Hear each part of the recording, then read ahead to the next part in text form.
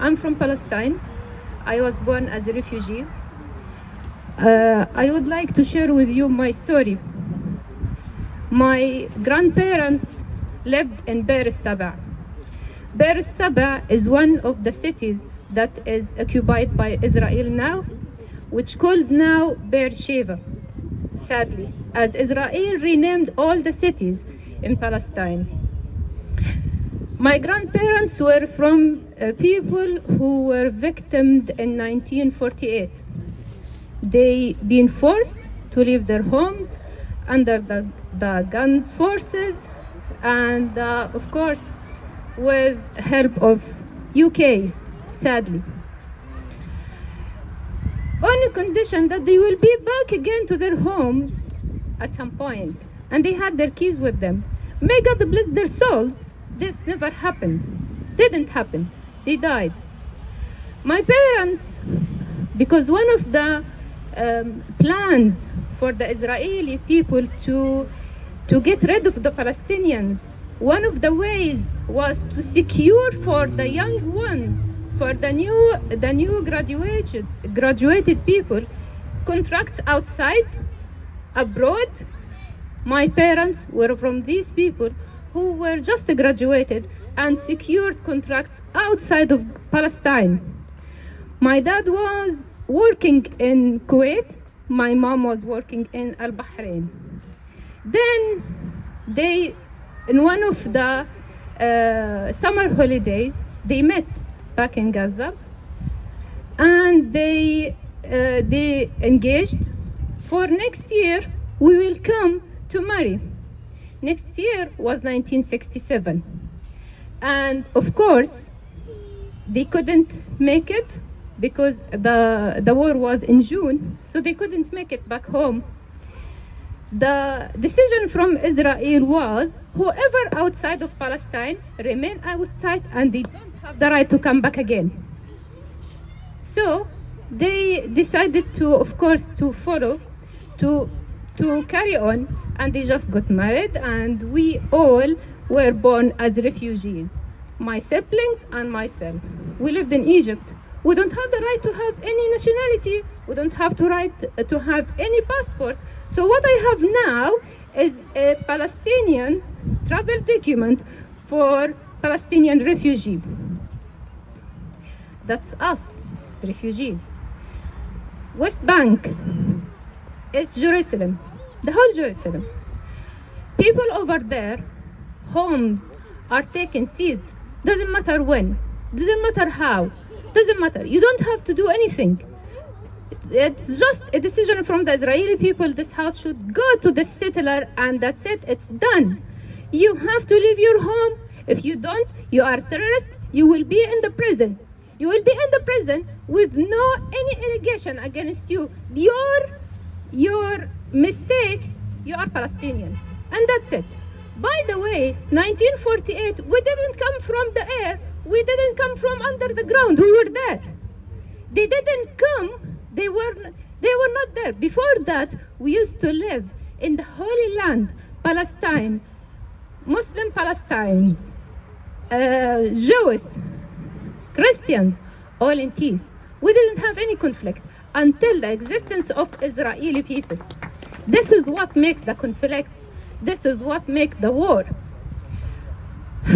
We have thousands of prisoners are in the Israeli prisons with no allegations against them. One of the prisoners over there, Nael al-Barghouthi, is been there for 44 years, yet he's still there, and he still has 67 allegations against him for life sentence. Imagine, that means he will never see the light. He will never see the light. People in thousands of children are in the prisons of the Israeli people. Where are the human rights? Not applicable for Palestinians. Sorry, you are Palestinian, you don't have the right to live. That's fine. This is West Bank and Jerusalem, Gaza. Gaza, that we currently start seeing what's happening in Gaza right now because we have our journalists in Palestine, Palestinian journalists, who are trying to show us the reality, what's going on over there. Israel now are targeting them. They are killed in the scene, and we all seeing that. Of course, intentionally. Last war, before the war, I have one of my aunties lived in West Bank, and the rest of the family lived in Gaza. My auntie, who was in the West Bank, she got cancer, and one of other aunties in Gaza wanted to see her. It's not easy, of course. It's not far at all, but it's not easy to cross from city to another city. You have to have the permission from the Israeli government. She managed to see her sister just before a month before she died, and then and then she went back home. But when my auntie, who was in the West Bank, it was her time to die, no one could reach her. She died by herself. Why? Because it's not allowed, simply. You are Palestinian. Fine. Now, in the last war, I used to stay all the night with my cousins back home in Gaza. Are you alive? Please say something. Please say hi. Say we are okay. And we were online all the time. And whenever there is a bomb, someone saying, my house destroyed, we lost that thing, where someone was injured. But this war, I can't get in contact with them simply because we have prevented from everything, including, of course, any communication. No communication whatsoever. Now the situation for my family and all people in Gaza, all of them are my family, all of them. Despite I never lived in Gaza. I never lived in Palestine. I visited Palestine twice in my life. Only last time I was 13 years old only. That's it. But by that time, I cried when I was leaving because I felt I will never see this land again. And it's just so beautiful. It's just so beautiful. Anyway, in this war, all my family over there, they lost their homes. All of their homes were destroyed. All of them completely were displaced. My auntie was talking to my brother last week, and she told him, I walked 10 kilos